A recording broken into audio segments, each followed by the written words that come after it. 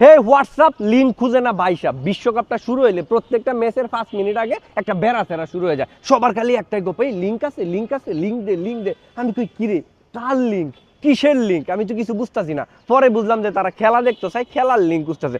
বিশেষ করে একটা ফ্যামিলিতে যদি জামাই ব্রাজিল করে বউ আর্জেন্টিনা করে, তাহলে কিন্তু তারা বিরাট অনিরাপদ বোধ করে। টেলিভিশনে খেলা দেখতে গেলে চিন্তা করে যদি রাগ উঠতে পড়ে, যদি টেলিভিশনের ডিসপ্লে ভাঙে গেলায়, কিংবা জামাইয়ের ডিসপ্লে যদি ভাঙে গেলায়, এই চিন্তা করে কিন্তু একসাথে তারা খেলা দেখে না।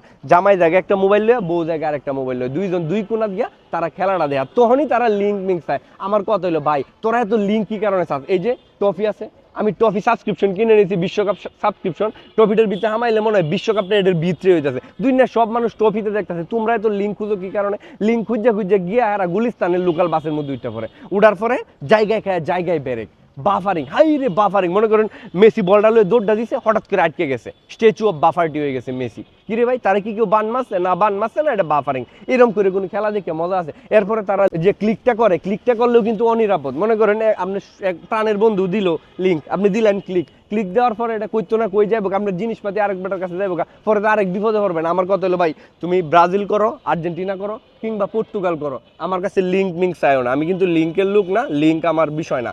লিঙ্ক খুঁজে পরে ফেস লাগবো, পরে আমার এক বাজে ভাই আমার কি হয়ে গেল। তোমরা টফিতে যাও, টফিতে গেলে কয়টা পয়সা খরচ করো, আর কত ইয়া করবা, মাগনা আর কত খাইবা, কয়টা পয়সা খরচ করিয়া খেলাটা দেখো, রাজার হালে খেলাটা দেখো। মাথার মধ্যে এত প্যারা লয়ে খেলা দেখে মজা নাই, ঠিক আছে? লিঙ্ক চাহিয়া লজ্জা দিবা না। ধন্যবাদ।